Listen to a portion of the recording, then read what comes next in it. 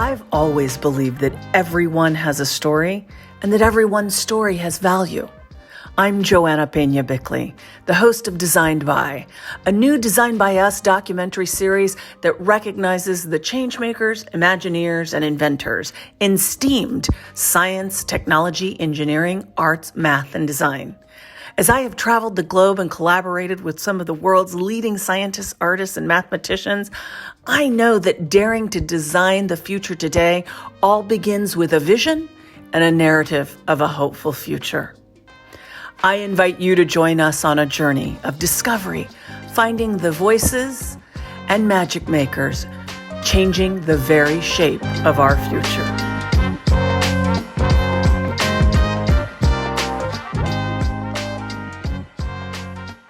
I couldn't be more excited about today's interview because what a remarkable journey that Dr. Kate Stone has been on. When I first met her, I actually met you at the 3% conference. We were introduced by our mutual friend, the wonderful Cindy Gallup. And it was one of those chance meetings I felt like I had made a forever connection. Right, that you and I had something in common that just really defied, I think often, as creators and people who are inventors, there are so many categories that polarize us, whether it's political views or, like what group you hang out with or where you went to school, all those things kind of evaporated. And just listening into your story and then realizing that one, we were cut out of the same cloth, and two, we were going to work together in the future, some way, shape, or fashion. We were going to figure that out. I don't know about you, but that was like, I just walked away with such a heartwarming feeling. So I couldn't be more excited to introduce our Designed By listeners to you, because anybody who deals in the future, right, which is a very scary thing, by the way, to most people. It's a very scary thing. To deal in the future, because it has to do with the unknown. I love the unknown. I love the unknown. Yeah, it's my favorite place. Yeah, I thrive in it too. I think that there's this ambiguity that I run to. Yeah. Because ambiguity for me, I look at it as like, ooh, this is a recipe for something fantastic. Yeah. I think we're not brought up in a way to be comfortable with ambiguity. We're not comfortable with paradox. Everything has to be in this box or that box. And so I really like ambiguity, paradox, going into the unknown, shining a light on the unknown. It doesn't mean I'm not scared. It can mean I'm absolutely terrified of the darkness, but curiosity and what I'm starting to call other Kate tends to pull me into those places. And this Kate, the one who's terrified, is not aware of where other Kate's taken her, and then she creeps off and then wakes me up, and then I'm suddenly like, oh no, what have you done now? And then I have to figure out how to deal with it. So, whether that's in a room, in a business meeting, on a stage that she's pushed me out onto, or whether I suddenly open my eyes and she's hiked me for 2 days deep into the Montana wilderness to 9,000 feet on a mountain on my own at the beginning of a big snowfall, and and I open my eyes and it's going dark and I'm scared of wolves, bears, and mountain lions. That's what she does to me. Well, let's start with where both Kates came from. I love to believe that we all come from unique places, but it's in those places that actually help form us.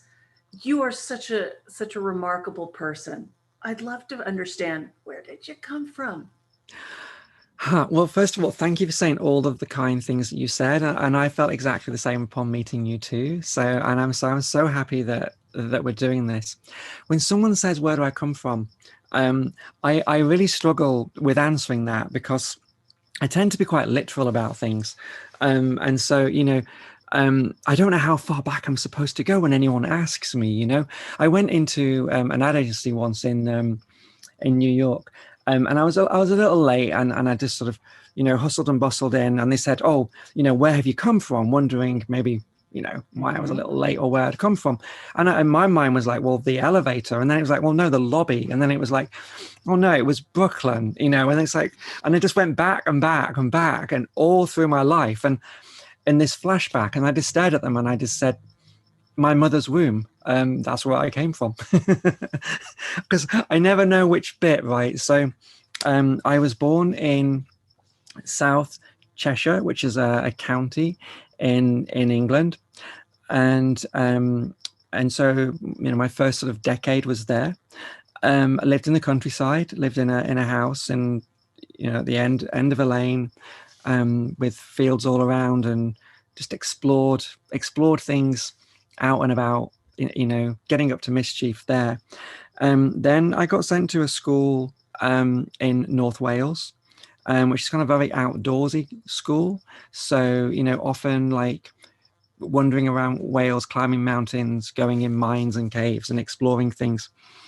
But then my parents then also moved to the Middle East, to Oman in the Middle East. So for all of my school holidays, that's where I lived. So then I was living in Oman and was flying there, at the holidays at, I don't know how old I was, 12 or 13 or so. And so that would involve me like going out into the desert to see where my dad was working out in the middle of the desert there. I'd spend a couple of weeks out in the desert with him sometimes, meet some of the Bedouin out in the desert. I'd be sent off with truck drivers, or I'd find myself at, I don't know, 14-year-old stood on a drilling platform in the middle of the Omani desert. I'm not really sure that sort of thing's allowed, but that's what I would do. And then after that, they moved to Brunei on the island of Borneo. So my late teens, we that's where we lived, in the jungle. There were monkeys playing in the garden, and that was a very, very different place. And then I went back to the UK for a year, and then I was lost. I was totally lost. I was so confused as a child. And the question that we ask, sorry, this is a long answer. The question that we ask children, which is, what do you want to do when we grow up, is a really, really cruel question to ask, because I think there's a great deal of people our age who still don't know what they want to be when they grow up. So as a parent, you're asking your child to answer a question for which you do not even know the answer yourself, and most people don't even know. And it was only a couple of days ago when in a conversation about this that I actually finally realized what I wanted to be when I grew up, what I didn't know, and what I want when what I want when I grow up is to be me, just to be me.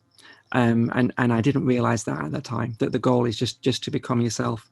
So that just really made me struggle at school. I had no idea who I was. I was challenged in so many, other ways. Gender and those things made me even more confused. So I totally failed my high school. And I say my parents bought me a one-way ticket to Australia, which means, I mean, they bought me a round trip, but basically I didn't come back for 4 years. So I spent my early 20s working on farms in Australia, and became a sheep herder. I ended up riding a motorbike out in the middle of the desert, rounding up sheep. I'd never ridden a motorbike in my life. That's one little lie that I had to tell to say that I could do it, because I just had to say yes to things. I don't know how to say no. That's one of my problems.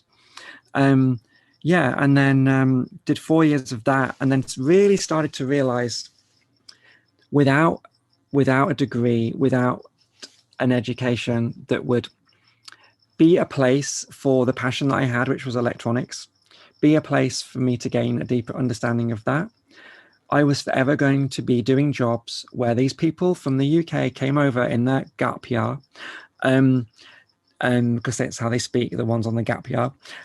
They would come over and they would be my boss for the rest of my life, and I would always be the person who was never able to rise above that.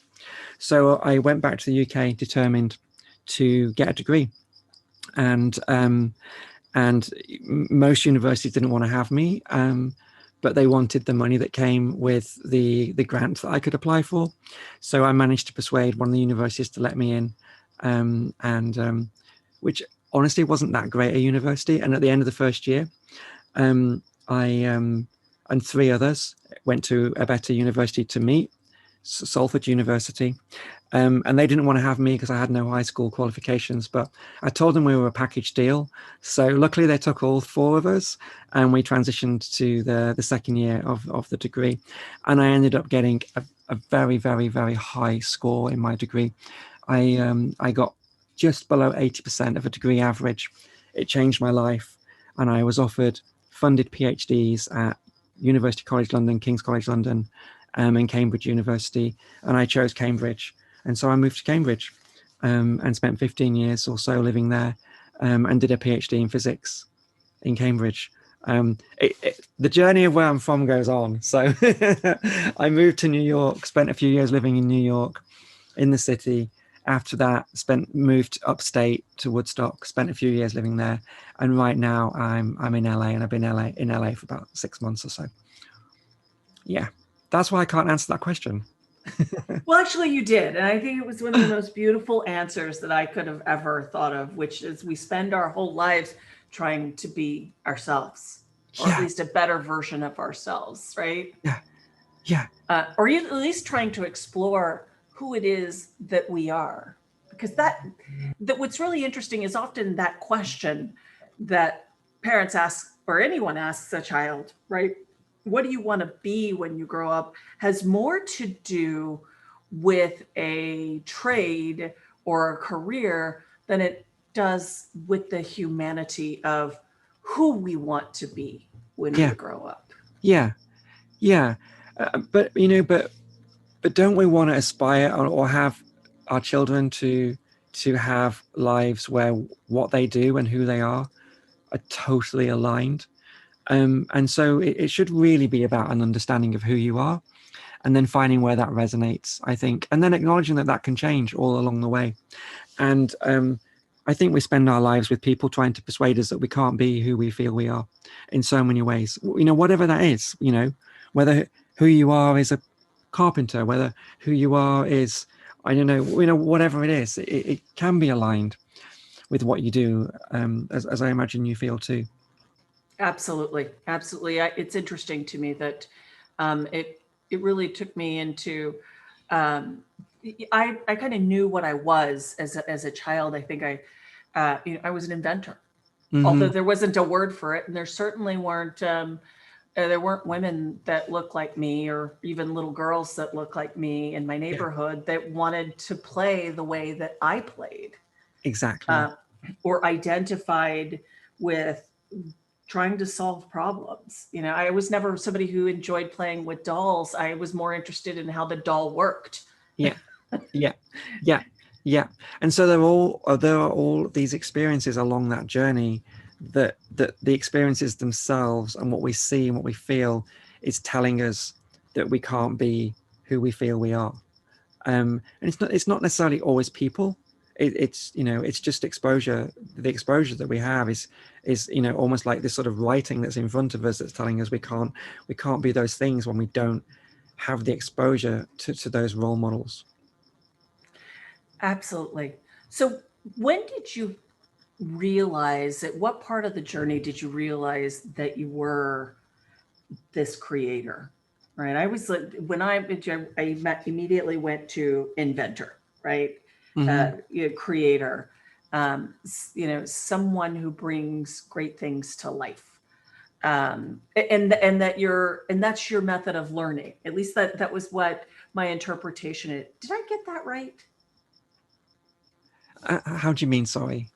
Sure. How would you describe today your professional self in terms of, Oh, I think of you as like, you are simply a Renaissance woman. You are a entrepreneur, yeah, an inventor, a designer, an engineer, a yeah, creator. yeah. It's really hard, and titles and labels immediately paint a picture that's not going to be right. Um, Hmm. because although language is supposed to be a great communicator, it's often the biggest barrier between between two people understanding something, because of because of the metadata they attribute to those words and the journeys that those people have been on and their association with those words. So I often don't use the word inventor, because it conjures up the person in the garage trying to build a perpetual motion machine that's never going to go anywhere. And I kind of don't, I just, it's, it goes along with the word mad. And they're in the garage, and, and everyone's just tutting and shaking their heads. And so I just made up my own title, which I don't know if it works or not. So I call myself a creative scientist.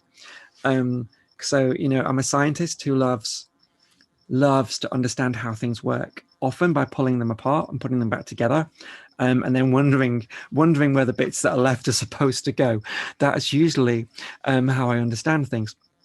And then the creative bit is this: I do feel like a creative. And to me, a creative is sort of, I don't know, looking at the more abstract side of things and then thinking about how that means that things fit together. The ability to see how something that's normally used for one thing can now be used to do something else. And that's kind of how the word creative, I guess, resonates with me. So someone who can understand things deeply and then figure out how to use those things to do something that other people didn't think that they could be, that could be used for. So that's kind of what I mean by creative scientist. And that's the label I've given myself. I love it. I love it. Creative scientist. So when did you know that you were, I found there were several times that I'm always brought back to what I'm supposed to be doing, that I veer off and I get into into maybe too deep a thing. It's like, no, go back to the source of where you've always felt not just comfortable, but you have felt at your very best in learning. So as a creative scientist, at what points in your journey did you feel like you've had those ahas, like, this is what I'm supposed to be doing? I don't think I'm fully there yet, because I don't feel I'm still on a journey to try to get to that point where, where it's at a point where it no longer needs the energy that I need to put into it that's associated with struggle, where it starts to fly, where it goes from being a lump of awkward looking metal rolling along the ground to becoming a plane. I don't yet feel that I'm flying, I'm so I don't feel that I'm there yet. And it's only within 5 or so years that I've probably started calling myself a creative scientist. But everything about what I do, everything about who I am, is exactly the same as what I did from my earliest memory as a child. Nothing's changed. Nothing's changed. And really, what I'm trying to do, there is a paradox, right? I think maybe we sort of mentioned paradox before. Like, for me, everything I do on the surface is about technology, engineering, science, but everything that I'm trying to achieve has nothing to do with any of those things at all.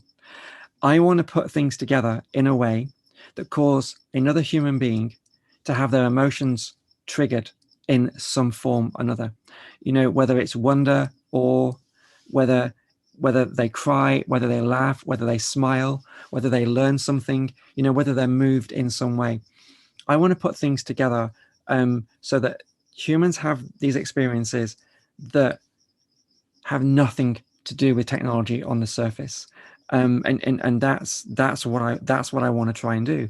When I started my own business, which was now, I don't know, 10 to 15 years ago, I left a company I was at that was the startup that I was one of the first few employees at. So it wasn't my startup, but I was the third engineer or the fifth employee or something. And I worked there for 4 years.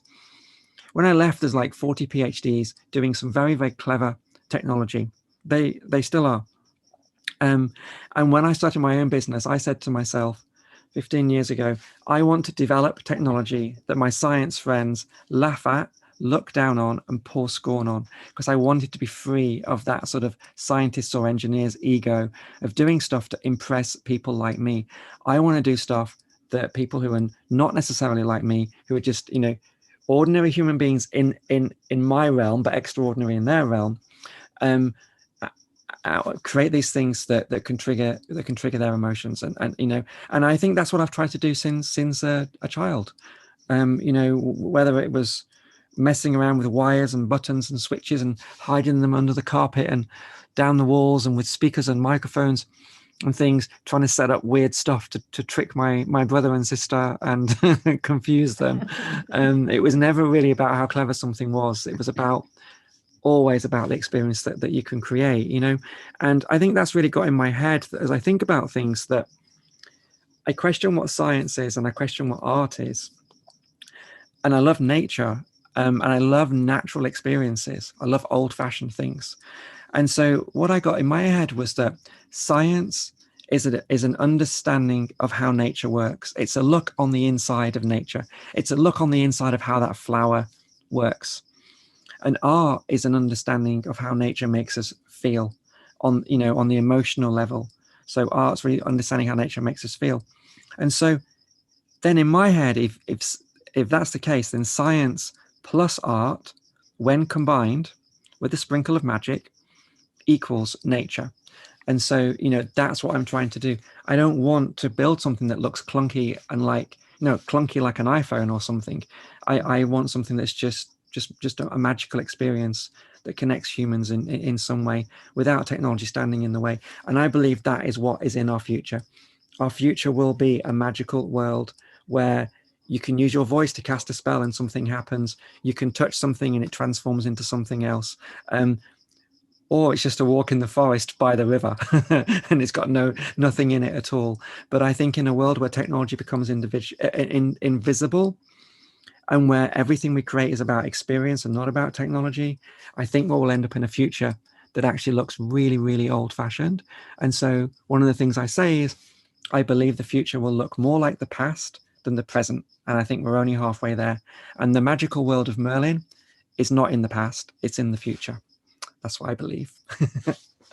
I love that. I really love that. And I couldn't agree more. It's probably why I spent so much time in the world of studying things like biomimicry and right, the way that nature, right, has come to organize itself into these systems that have this elegant programming.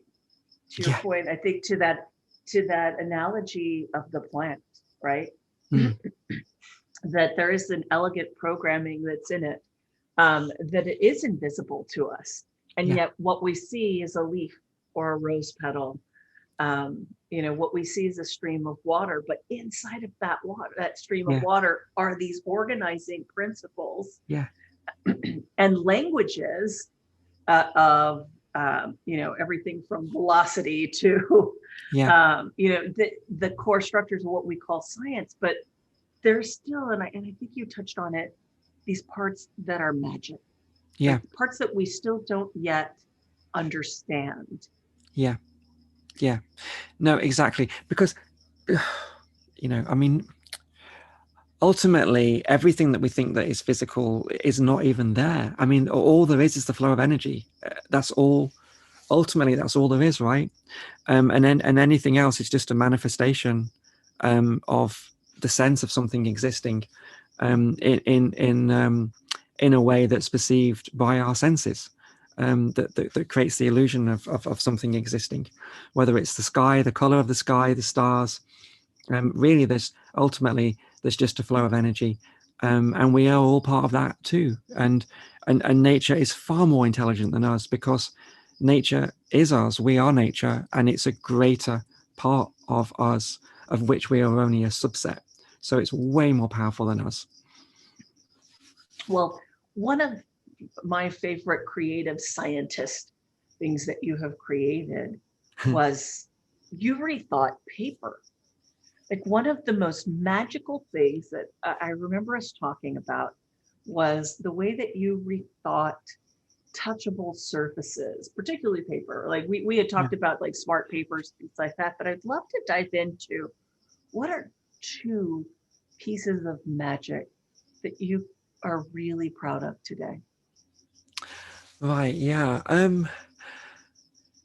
Yeah. So what I've been working on for a long while, for a decade, is how to print conductive inks with regular printing presses, laminate on some graphics so it just looks like a normal piece of print, use a conventional PCB with a regular silicon chip on it, stick that on it somewhere that's hidden and you can't see it.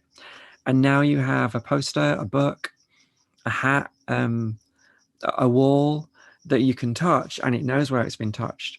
And it can then either play some sounds and trigger an audio experience, or it can connect via Bluetooth to your smartphone or to a smart home device like Echo. And so I've tried to create that in a way where it just looks like an ordinary thing, and that people can't see the wires and can't see the can't see the conventional technology, and so that what someone then has is just an experience. So in some ways, well, to do that, what I've had to do is build a platform around that. I've had to build a system to do that. So, a process for how to print that, finding the right inks, inventing how we attach a PCB to a piece of print that can connect electrically and mechanically at the same time, which is a difficult thing to do because they're two things that require two different things. So, solving that was a massive aha moment for me, and actually one of the best inventions. Because it enabled me to do this. And then I've had to build software tools. So, because every time I tried to create something, one of the engineers, coders who work for me, would have to get in the way and do the coding. And so what I did is I moved the engineers away from doing creative projects, to building tools and building platforms. And so they build the tools so we can just drag and drop a sound onto something or touch something and then press another button and then it downloads from the cloud somewhere. So in a way, I'm most proud of the system that we built that can allow someone from art school to build the experiences that my team and I create. So I'm proud of what the engineers have done in building that platform. And then it's the magical things that can come from that, because it's so important that we build tools, because if we build tools, we can scale. And if we build tools, people who have more imagination than ourselves can use those tools to build things that we never even dreamt of. So in a way, it's not really the things, but it's the tools. But then, when the first talk I did at TED, I really wanted to make something that took people's minds a long way from the technology and to another place, so that from that they could imagine other things that it could do. So if I just create the obvious thing with what I have, I think people still see the technology. So I love music, and I love pretending I'm a DJ with a DJ app. I am not a DJ, although I tell my children that on paper I'm the best DJ in the world, because I'm the only DJ on paper in the world, but that's how I get away with that. I love it. So what I made is a piece of paper on some cardboard, that you could touch it, and it had an image of some DJ decks. And my niece, who's an amazing singer-songwriter called B. Charlotte, she's from Scotland, she wrote some music and someone else remixed it. So I had these two tracks on these paper DJ decks. It was just an image of DJ decks printed on a piece of paper, but we'd hacked a way of having that Bluetooth through a chain of things through to an iPad. So I could stand on the TED stage, and I could touch the piece of paper, and I could scratch, mix, crossfade, and be a DJ and hear the sound come out in the whole auditorium.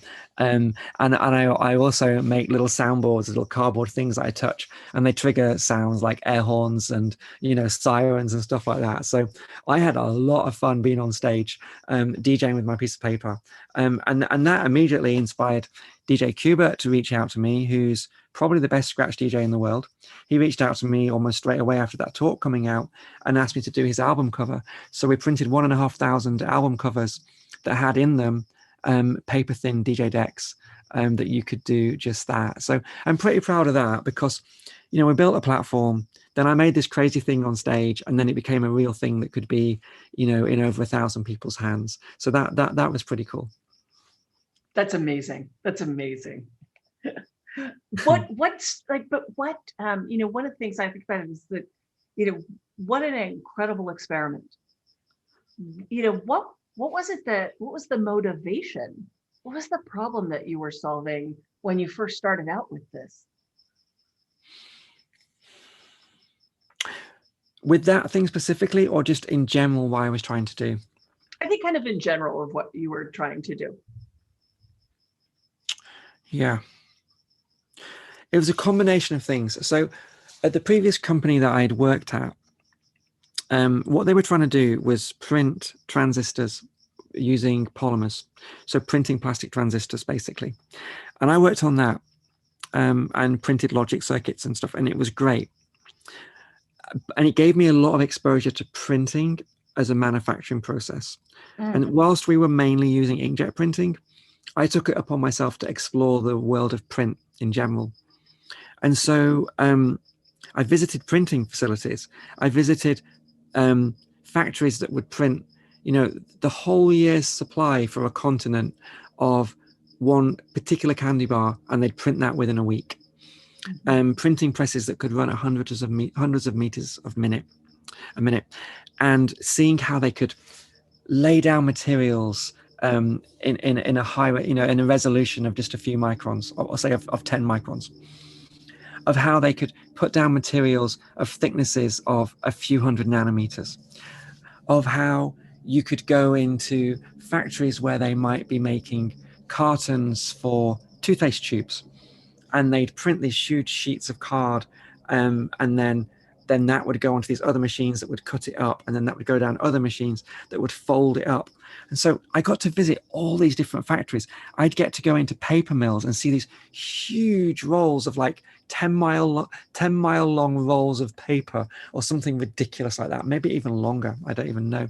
Or seeing the machines that would be used to make the potato chip wrappers, where they would use thermal evaporation of aluminium or aluminum for Americans on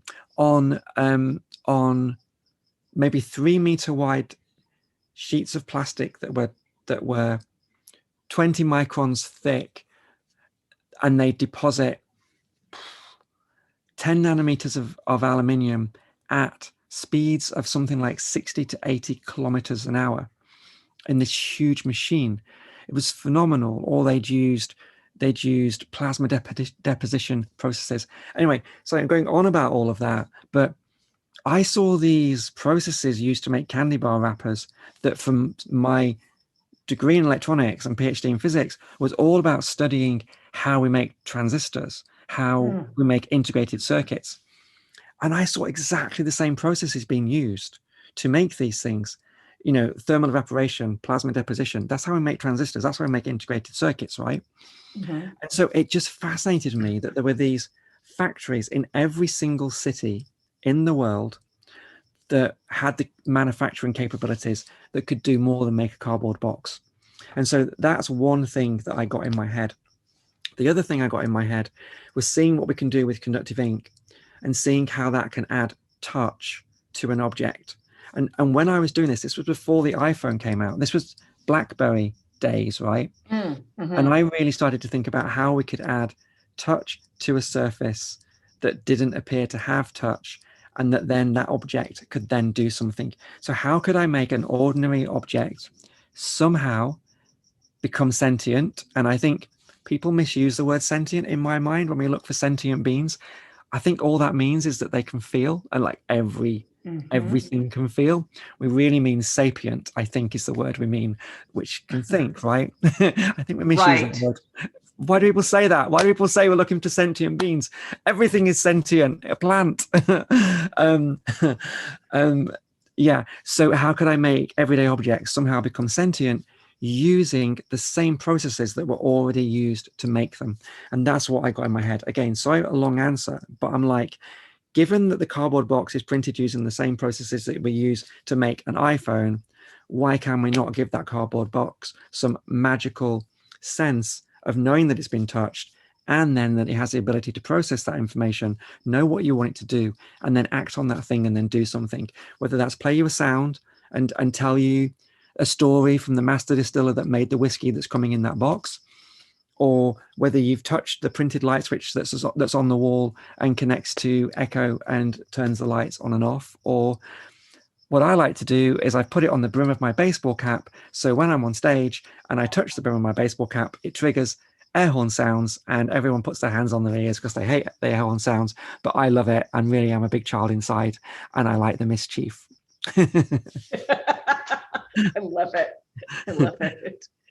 There's a million uses for it. And I love the fact that it was, you're taking this object and giving it sensory capabilities. Yeah. And I think this is long before, I think long before that we knew that we were even capable or should have something like that. Why wouldn't you touch a wall that knew it needed to be touched? It's almost humanizing it.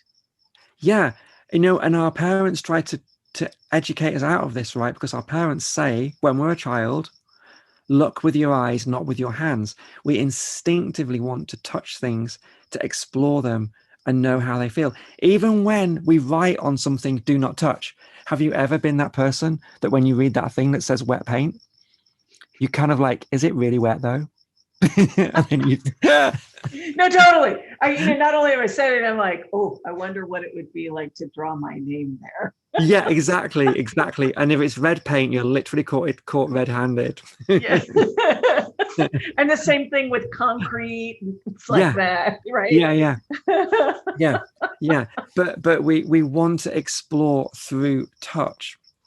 And like I said, this was before a lot of things. It was before most social media. It was before iPhone. It just felt right to me. It just felt right that I should be able to touch an object, and it knows it's touched, and it can then do something. It just should, right? It just should. Just the same way we can now walk into a room and say something and something happens. That's what we need. That it's combining that, and that's what will create a magical world. Like what I said, you can touch a thing and it will know what to do, and you can go in a room and cast a spell, and then the room will do those things, which is exactly what is now happening, which is kind of crazy and awesome. It is. I come to a place that I don't believe that we need more screens. I actually think we just need more human things. Exactly. Right? Exactly.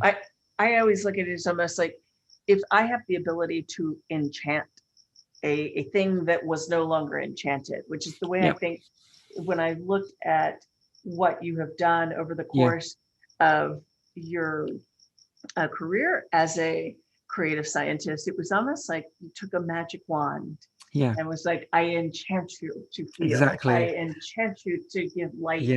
These are things that I don't necessarily think that if you came at it just for the technology from the technology space, you wouldn't look at it that way. And that to me opens up the wonder. Yeah, because like I said before, everything I'm doing has nothing to do with technology. And I wonder whether anything's really changed in terms of where we're going next. I wonder whether we're just driven by human behavior and humanity's need to be part of community. And I think we're just generally driven by that. I think we often predict the future by looking at technology and imagine where technology can go. We forget about the people, and we forget to project where humans want to go, not where technology can go. So predicting the end of cinema, and those types of things still exists, because while someone can have an awesome setup in their home, they still want to go to the cinema. I know that you can say there's better technology in the cinema, but people just like being around other people when they watch a film. People like being in a theater, to have other people around. People would rather go and sit in the park and sunbathe and eat their food surrounded by 1,000 people they're not even going to look at or speak to, as opposed to sitting in their own garden on their own. People are drawn to community and to feel part of something.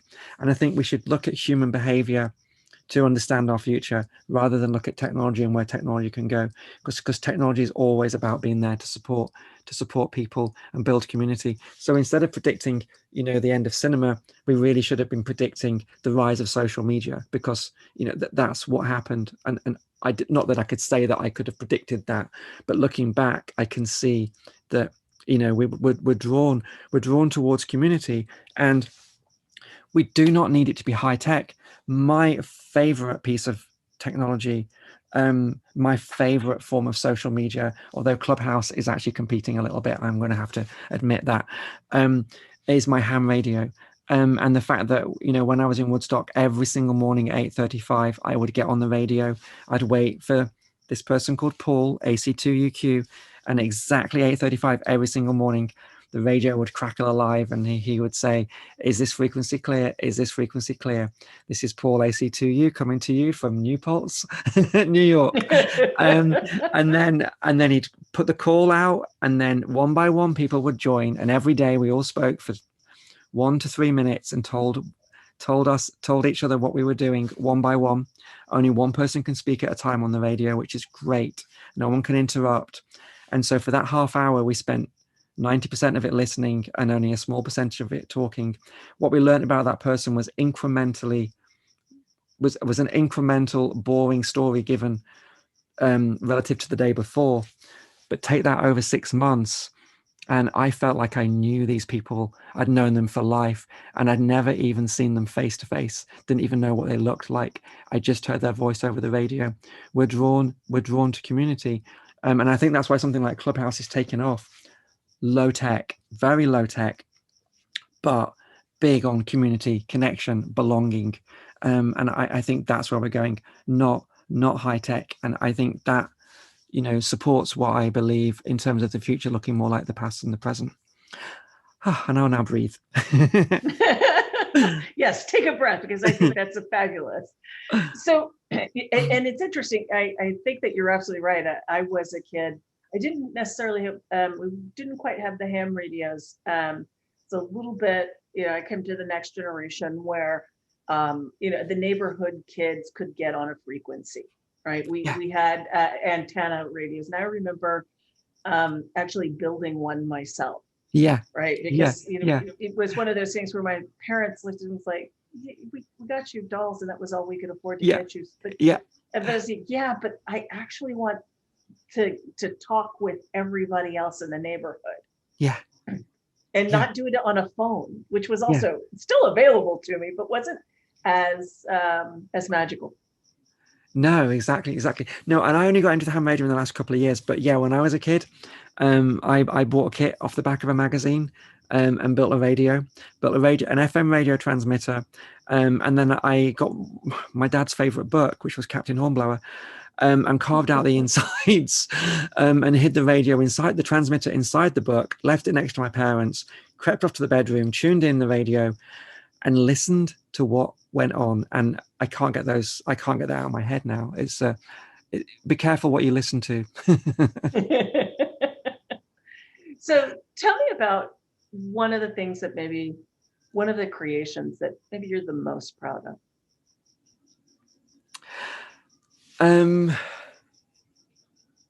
Well, I mean, so I spoke about what I did. I spoke about what I did with the platform before, and making the DJ decks before. But just, I don't know. I just think it's just more along those lines. So I think I really enjoyed something we did at South by Southwest. We built large walls that when we built a 50-foot wall in the street, and people could touch that wall in hundreds of places. It was like a mural, and it would play sounds, and then they could jam playing with that wall. And really just seeing people play with the walls that we built and seeing the smiles on their face, and I love seeing someone tug someone's I've forgotten the word, sleeve, a cuff on someone's sleeve and pull them over to something that I've built because they want to show someone else that thing, and seeing that excitement that someone has, and seeing that kind of infectious excitement from something that you've built. So I'm pretty proud of doing that. Pretty proud of, again, creating things that trigger someone's emotions, where technology becomes invisible. Absolutely. Talk to me about some of the trade-offs and the sacrifices that you had to do to get that to even come alive. Oh, Because those are the hardest decisions to me as a creator, is when you're in that creation mode, bringing it to life, that you have to, where do you trade off to make sure that it actually gets brought to market?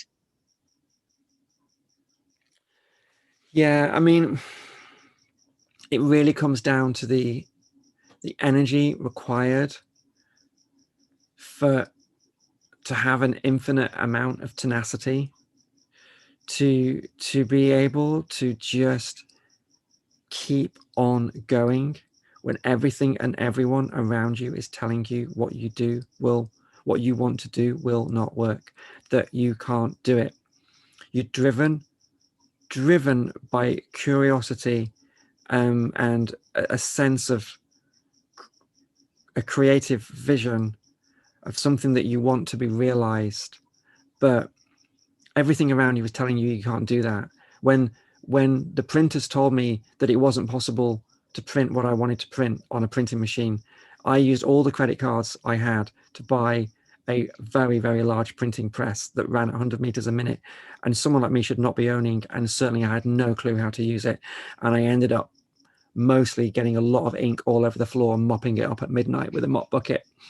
um it's the sacrifice is the energy that you have to give to keep on going, doing something that, I'm saying the same thing again, but just constant naysaying of, this cannot be done. You can't do that. You can't put capacitive touch onto that. These inks won't work with this chip. This chip isn't able to play these sounds. And it's like, don't tell me that. Don't tell me what can't be done. Tell me what compromise you can help me make so that I can still achieve the thing that I want to be done. Don't tell me it can't be done. Tell me you can't have it in this color, but I can do this. You can't have it in this size, but we can do this. And so it's just dealing with all of that negativity, constantly, and not giving up. And that's something I've had in me for a long time, is this drive of never giving up. I get obsessed with things, and I won't ever give up. I will just keep on going. And it's doing that is hard, lonely, requires so much energy, can be heartbreaking. And there are many other ways I could spend my time and be more, air quotes, successful than doing what I'm doing. But there's nothing more rewarding than doing what I'm doing. And at the moment I have a new obsession. At the moment, my new obsession is climbing a mountain every single day. And when I say a mountain, I am defining a mountain as anything over 1,000 feet elevation gain. So that's what I'm doing at the moment, and I've been doing it now for over a week, every single day. So I had to do it earlier on today. So I climbed my mountain earlier on today, top of Mount Hollywood. I don't climb, I got to the top of the mountain and instantly turned back. I don't climb the mountain to get to the top. I climb the mountain to enjoy the journey, and to know that I've had that accomplishment. But really, it's always about that journey. It's every single moment in that journey. The anticipation of, am I going to get it to the top? Am I going to make it? How do I overcome the difficult moment when I want to give up? And the sheer joy it brings me as I'm on my way down, aided by gravity, rather than weighed down by negativity. Yeah, long answer again. Apologies. No. It's, what I think the answers are great, and because they're truthful. And one of the things that you've just really uncovered for me is that it is a mountain to climb. There's there's a metaphor in there. And the fact that you are conquering it physically, like the real mountain, in Yeah. conjunction with that, actually is, I think, something really remarkable, in a way that you connect those two things, that you may not make it to the top the first time or the second time or even the third time, but what you're doing is training your body to learn how to achieve. Exactly. Exactly. Yeah, because I didn't think that I would be able to, to be able to do that as I'm doing. I absolutely did not think I'd be able to do this every single day, because I started out just walking along the flat, just walking along the street. I just started off this month because I've ate too much during COVID. So, so I was trying to lose a little weight, and get myself fit. And then I quite quickly realized that losing weight was not my goal. Getting healthy was my goal. Being hungry was not my goal. Eating healthily became my goal. I'm obsessed now with eating the right food, which I wasn't before. I'm vegan, and I actually realized that my diet I'm an unhealthy vegan, so I almost get enough of what I want by eating way too much. And so when I started to look at what I was eating, I had to change a lot what I eat to get that balance there, to have something that was very healthy. And that's been a mountain to climb. And yeah, my walks were only along the flat. But now I'm going up Mount Hollywood every single day. And now when I get to the top, I'm not exhausted. I'm looking at the next mountains over, and in a few days, I'm going to be climbing those mountains. And beyond that, I can see the next mountains. Mount Hollywood is only 1,000-foot height gain that I go on. The next one's going to be 2,000. And the one in the distance with the snow on top, it's called Mount Baldy. I wonder whether I can do that, because that's 6,000 feet elevation gain. I might die doing that, but but it's there, and I'm driven by that. What is it that drives you, Kate? I think it's a combination of curiosity, just absolute curiosity, and fear of regret. So the biggest fear in my life is regret. And I do not want to find myself in a position where I'm no longer able to do something that I wanted to do at a previous point and didn't do it because I was scared of fill in the blank, whatever it might be, the rattlesnake, the bear, the ridicule, the failure, there was a point in my life when just leaving the house and walking down the street was terrifying, absolutely terrifying, terrifying. But the fear of being older and not having left the house as me, and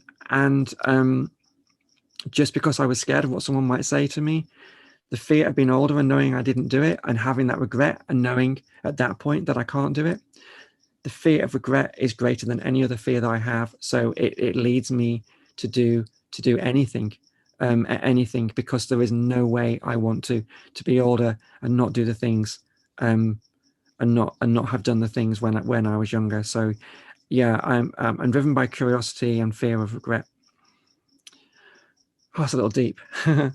That was really awesome, actually. Thank you. I think you've just answered what drives me. I hadn't figured that one out myself. I was like, I think she's right. Yeah.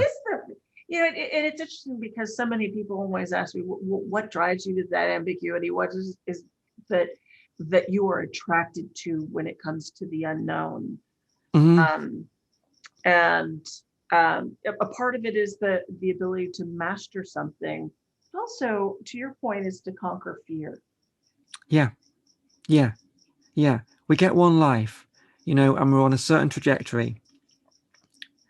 Yeah, I mean, yeah, I am scared of so many things. I am terrified of so many things that I do. But there's no way there's no way I'm not going to walk down that path, no matter what is in front of me, whoever it is, whatever it is. Today I had to conjure up all my strength to walk past a 4-foot rattlesnake. There have been days in the wilderness when I've had to walk past a bear, and it's like, there is no way I am going to turn back on this track and go home and say I didn't go on my journey because I was scared, because then I'm going to be at home and then I'm going to regret it.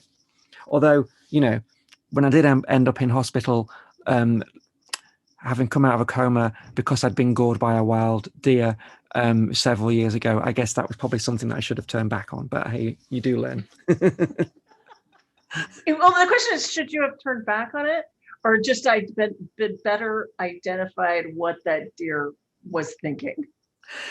Yeah, to be fully true, to be fully truthful, I was walking in darkness because I'm not normally not scared of the dark, and my friends were scared of the dark.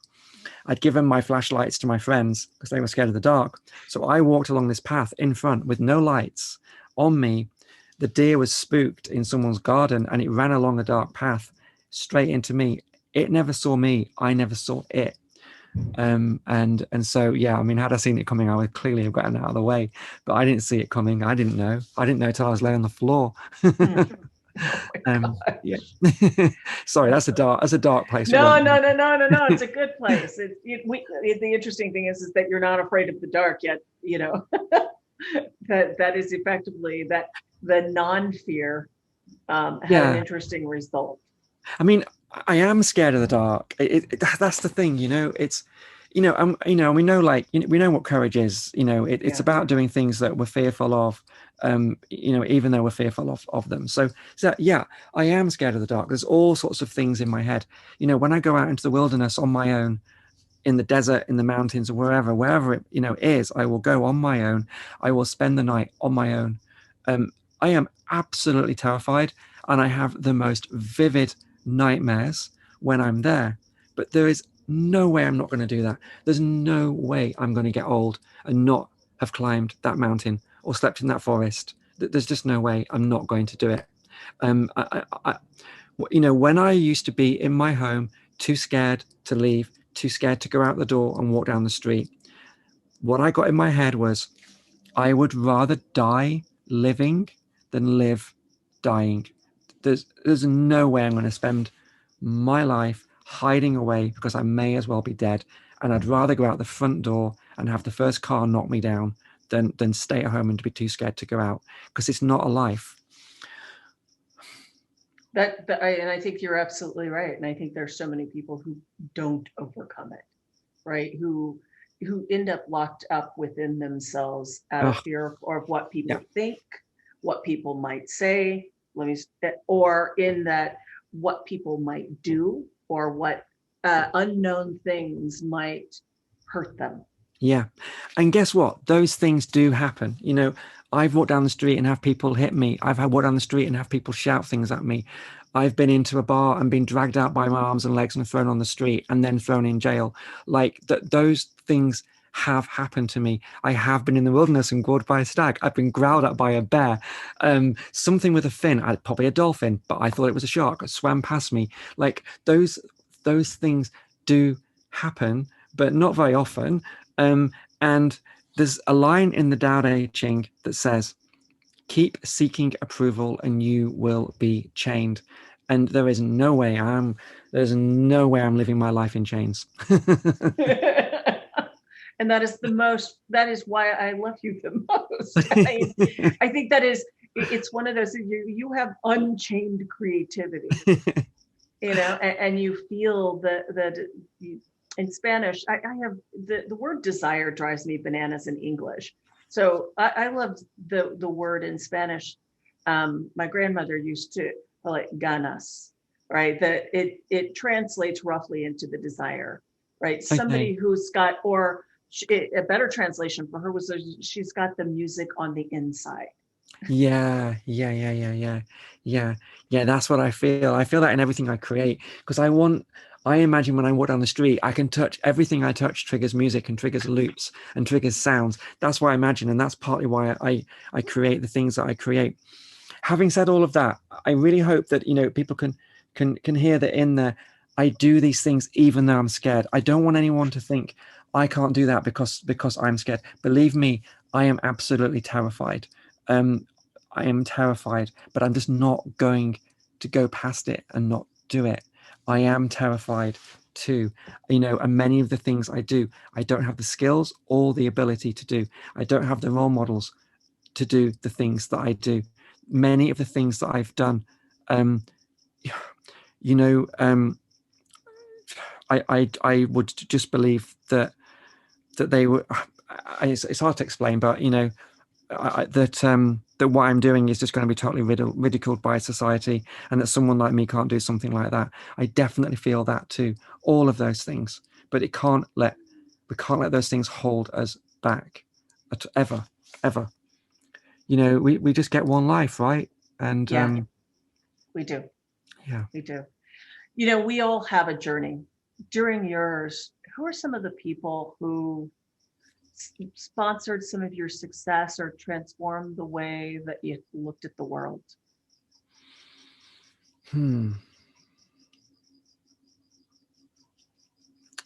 I always found that a difficult question to answer, because I end up just looking so much at the things around me and just following my thread. I don't look outwards very much at other people, which makes me seem really ignorant and self-centered, to be honest. So I just, my head is down looking at my feet, taking each step after the next. That just tends to be where I am all of the time, just taking the next step. But when I properly think about that, there clearly are lots of role models, and you know, and those role models might not be people who are famous, you know, who other people might know. They're just other people who I've seen being themselves, no matter what anybody thinks. You know, and being inspired by that. And I just think people that believe in me, people that believe in me and give me some of the resources to do the things that I do. You know, without that, I couldn't have done so much of what I've done. But honestly, the people that probably inspire me the most are my own family. So seeing what my sister does, you know, what she creates, seeing her work, seeing my children, and what they do, and their journeys. I'm totally inspired by my children. I'm totally inspired by my niece. I mentioned the singer-songwriter earlier on. You know, at 14 years old, she picked up a guitar, didn't know how to play it. At 24, she's not put that guitar down. It's all she's done. When she was 16, she quit school, jumped on a plane with me and flew to the US, and we traveled around playing gigs in, you know, in different places for 2 weeks. I think a year later, she was on stage doing a panel with me at South by Southwest, both of us talking about music and technology, just seeing her journey of curiosity and not putting that thing down and not giving up, despite, you know, potentially so much negativity. You know, seeing her journey, seeing my children's journey. So I think it's family, really, and that curiosity. And, you know, we tend to look at the younger generation as sort of being like the version of us that's not quite there yet, the version that needs to improve. The younger generation is version 2.0 of us. They are the improved version of us. I tell my daughters that, you know, you are Kate 2.0, like you're the better version of me. You're the next version of me that they came out with. Clearly, right? Otherwise, we wouldn't have evolved. We'd still be an amoeba. Our children are the improved version of us. And I think we should talk to them and treat them like that. And so they are my inspiration. Thank you so much for joining me on this journey today. I invite you to join us on the next episode as we discover the voices and magic makers changing the very shape of our future by design.